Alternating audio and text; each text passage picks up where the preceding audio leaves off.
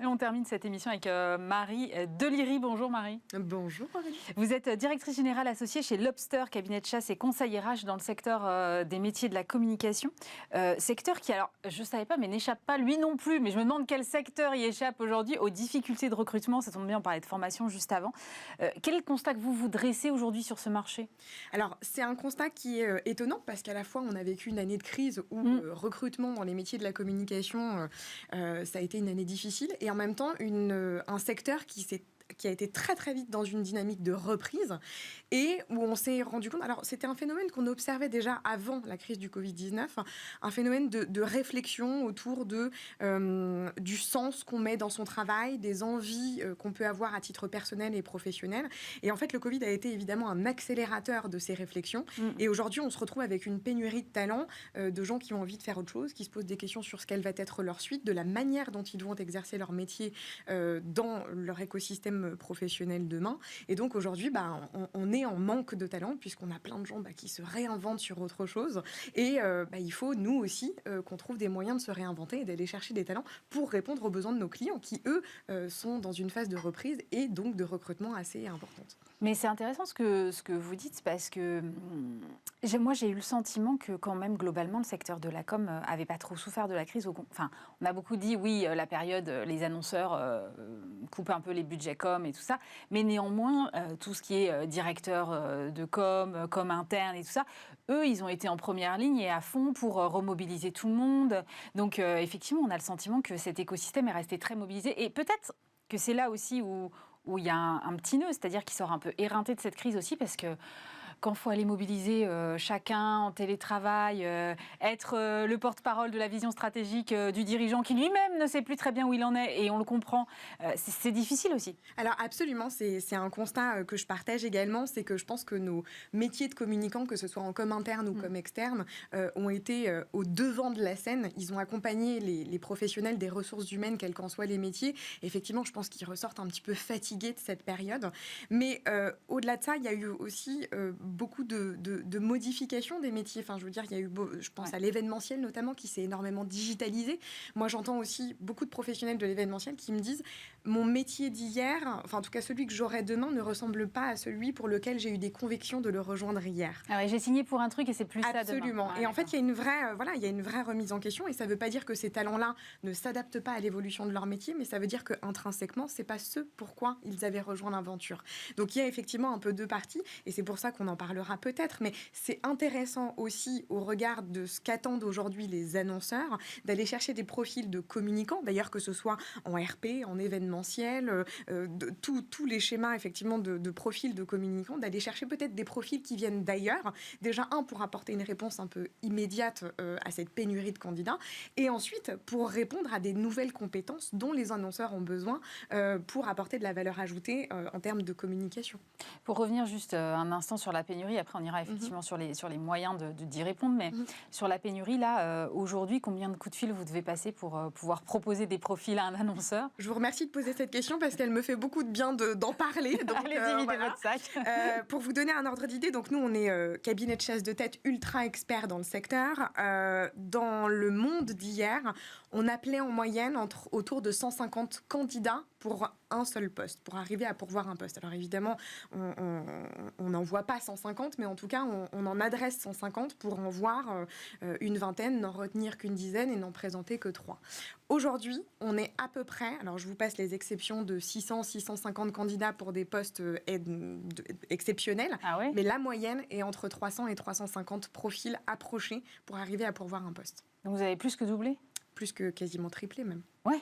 Mais alors, mais avec les mêmes effectifs, vous faites comment ? Et voilà, alors merci aussi pour cette question parce qu'effectivement, on se retrouve dans un moment où notre métier n'a fondamentalement pas changé. En revanche, effectivement, notre volume de travail a explosé et on doit être encore plus performant, encore plus, je dirais, précis dans notre approche pour pas perdre trop de temps. On doit être au plus proche, je dirais, des besoins, et des envies des candidats pour comprendre rapidement s'ils vont être intégrés ou pas pas motivés dans le process de recrutement. Donc, ça nous demande encore plus de finesse, encore plus de back-upper nos process de recrutement et de poser des questions qui sont non pas personnelles, mais en tout cas qui vont comprendre la motivation du candidat en dépassant le simple scope professionnel pour s'assurer effectivement que ça va répondre dans tous les aspects à leurs besoins. Donc effectivement, notre méthode n'a pas fondamentalement changé, notre volume oui, mais en revanche, du coup, comme nous tous, on a besoin aussi de recruter. Donc voilà, Lobster aussi a besoin de faire grandir son aventure, mais parce qu'on a une belle croissance aussi. Mais alors, vous parlez d'élargir un peu le scope côté des annonceurs. Est-ce qu'ils l'entendent? Est-ce qu'ils sont prêts à aller chercher des gens qui ont plutôt des profils peut-être un peu différents, mais qui peuvent s'adapter, avec qui finalement le plus important sera peut-être de bien s'entendre humainement, quitte à le former eux-mêmes? Est-ce qu'ils sont prêts à ça ou pas? Alors, c'est une bonne question. Alors déjà, effectivement, que nos auditeurs se rassurent, l'idée, c'est pas d'aller chercher des profils du BTP pour travailler dans la com, quoique les synergies sont peut-être envisageables. Mais en l'occurrence, effectivement, c'est d'apprendre à ouvrir le scope, déjà en validant, pour moi, une chose qui n'est pas négociable, qui sont les soft skills. Et effectivement, on est là quand 90% de la réussite d'un poste se fait sur un match d'ADN entre une personnalité et une société. Le reste, effectivement, reste accessoire et ça s'apprend. Donc, voilà. Et effectivement, aujourd'hui, ouvrir le scope, c'est non seulement une obligation, parce que nous n'avons plus de talent. Donc, nos annonceurs vont devoir, effectivement, au-delà d'y être un peu réfractaires, ce que j'entends, parce que le message qu'on entend aujourd'hui, c'est moi, je veux bien m'ouvrir, mais en même temps, je n'ai pas le temps, puisque je suis dans le cercle vicieux de ne pas avoir assez de talent et donc pas assez de bande passante pour former ceux qui vont rentrer. Et en même temps, la réponse que j'apporte en ce moment, c'est vaut-il mieux faire une chasse pendant 6 mois en arrivant à trouver potentiellement au bout de 6 mois quelqu'un qui va être à peu près motivé, ou se dire qu'il faut peut-être que 2 mois, mais avec un profil qui va être éminemment motivé, avec des compétences nouvelles qui vont permettre d'avoir un angle nouveau et d'avoir une accélération immense derrière. Donc effectivement, c'est repenser un peu cela. Et au-delà de ça, nous, on a aussi un scope de professionnels qui sont les agences que nous accompagnons. Et je parle aussi avec certains annonceurs, et ces annonceurs nous disent, il y a quand même une vraie problématique et une réflexion de fond qui est de se dire, nous, on fait appel à des agences pour leur valeur ajoutée en termes de talent et de créativité. Sauf qu'aujourd'hui, nous, annonceurs, notre demande évolue et on a besoin que les talents évoluent eux-mêmes au sein des agences. Donc pour moi, c'est effectivement un phénomène presque d'urgence, au-delà de la pénurie, que de répondre à cette innovation. Est-ce qu'il y a un petit problème d'attractivité aussi des métiers de la com? Parfois, on entend c'est que de la com, alors que, bon, c'est pas moi qui vais dire le contraire. En règle, moi, je considère qu'elle fait partie de la stratégie d'entreprise et tout ça, mais bon, je suis pas forcément majoritaire. Donc... Non, mais il y a un problème d'attractivité, déjà pour la bonne et simple raison que quand même les métiers de l'événementiel, qui est certes une entité des métiers de la communication, a quand même grandement souffert pendant cette période, il ne faut pas l'occulter. Maintenant, je crois qu'on a tous besoin de se retrouver, on a tous besoin de communiquer, et je reboucle Aurélie avec ce que vous disiez en introduction, qui est que les communicants ont été ceux qui ont été à l'origine du lien. Donc, et on a besoin de ce lien-là, qu'il soit physique ou distanciel.